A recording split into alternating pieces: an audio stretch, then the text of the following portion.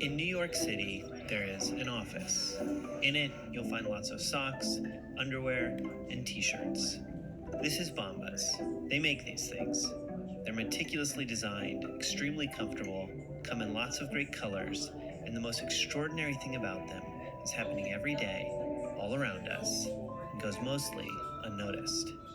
Let me explain. In Muskegon, Michigan, Kim buys these. Whether she knew it or not, she just committed an act of kindness. Because when you buy Bombas, you really buy two.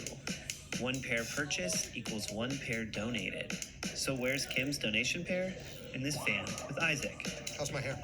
Isaac works in finance by day, and by night, volunteers with the Coalition for the Homeless. It's got the name on it right there. Every Tuesday night, he drives this van full of food, coats, and socks to those who need them all around New York City. Tonight, he gave Kim's donation pair to this gentleman. This all happened because of something that Dave and Randy, the founders of Bombas, learned back in 2013. Turns out that socks are the #1 most requested clothing item in homeless shelters. Why is that? Well, I thought I'd ask.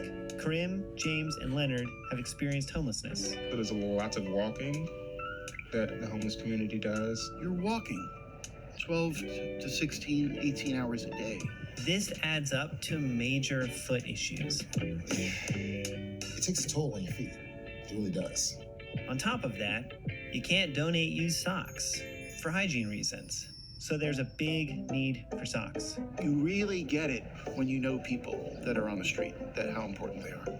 Bombas was created to fix this problem.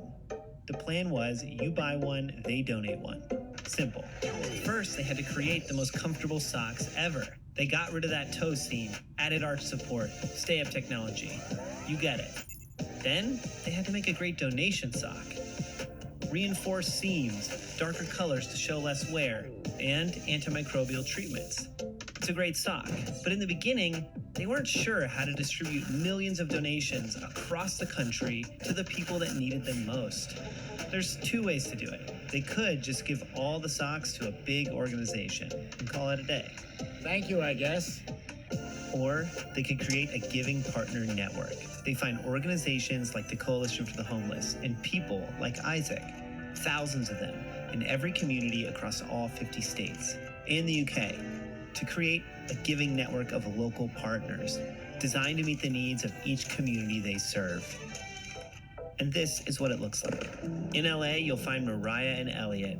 They're wearing Bombas, and little did they know, their donation pair ended up across town with Shirley Raines. We take care of the homeless community in Skid Row, Los Angeles, California. 5 years ago, Shirley started coming to Skid Row to give out free makeovers to those experiencing homelessness. She kept showing up until it turned into Beauty to the Streets, a collection of volunteers who come every Saturday to help people feel human, with free makeovers, haircuts, food, gift bags, and socks.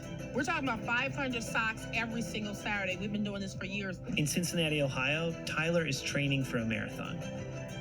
His donation pair went to City Gospel Mission, where Dave Pinson is working with those recovering from addiction with a program called Step Forward. Our mission is to break the cycle of poverty and despair one life at a time. This is rehabilitation, where people learn life skills. This particular program helps them build confidence through the discipline of running. Dave outfits them with shirts, shoes, and socks. Then they all train together to run the Flying Pig Marathon. This helps him feel like this. Way up in Juneau, Alaska, there's a place called Front Street Clinic. Here, Casey and Dave are part of a team that gives out healthcare for free to those experiencing homelessness. It rains 200 days a year here. Juneau is a remarkable, wonderful, wild place. It's always wet. People get trench foot. Front Street can treat this issue, but unless they have a consistent, abundant supply of warm, dry socks, it will happen again. People walk across town and will walk from the valley just to come here to get more socks. Because yeah, it's a big deal here. Your donations help Front Street do what they do best. Help people. Bombas started making socks for kids, and that means the donated socks got smaller too. His donation pair ended up here, at Hope's Closet in Westchester, Ohio. Erica and other volunteers stock, organize, and maintain this boutique. It's a place for kids in foster care who often have nothing can come and get a new wardrobe for free. Everything we have, they're welcome to, and we really try to make them feel special. They get this whole place to themselves during the shopping experience. It's designed to give vulnerable children a sense of control and self-worth. And here, you will find Bombas. The big thing is like the obsession with the bumblebee socks. I'm serious. Bombas didn't just stop at socks. Underwear and t-shirts are the number 2 and 3 most requested clothing item in homeless shelters. So Bombas started making and donating those too. Because of thousands of giving partners, plus your generosity, 100 million items have been donated. But something happened that Dave and Randy didn't expect. The donations became more than just acts of kindness. They became change. For example, in Berkeley, California, at Dorothy Day House, Robbie Montoya is the director here. And it's her mission to help any way possible, from food to temporary housing, including this first of its kind tent transition program.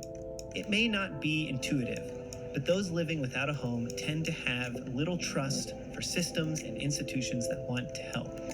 I've had people reach out when I'm handing them a pair of socks and their hands are shaking and they're looking around and wondering, okay, why is this person being nice to me? In order for Robbie to help, she first has to gain trust. The donation is a small way to create connection, like the connection she made with James, who she met at People's Park right on this bench. She gave him socks and a lunch, and now he doesn't sleep on this bench anymore. I felt like, someone cared about me, Or Leonard, who first came to Dorothy Day to get help after living without a home, and now runs a department here. What I'm trying to tell you is that when you buy Bombas, you're helping the helpers. This is the change we're talking about. They're the ones who are looking out for, listening, advocating for our friends in the homeless community. Change is more than a physical comfort, it's emotional comfort. People experiencing homelessness are used to getting the leftovers. They're used to feeling invisible. You feel tired all the time. You feel sick all the time. You feel like an object. We want people to feel special. And if it doesn't feel like a store and it doesn't feel new to them, then we don't feel like that makes them feel worthy. We want them to feel like they're worth brand new clothing. You do see the confidence, you do see the change in them. A lot of them haven't had anyone ever do their makeup before. The thing that's happening every day all around us that goes mostly unnoticed is kindness. Just by making a small choice, you help someone else feel human. You take these small things and they really add up to mean something way bigger. These are just some of the 3,500 organizations on the ground and in the communities across all 50 states. Bombas couldn't do it without them, and they couldn't do it without you. Thank you. Almost there, guys. Bear with me. I love you too.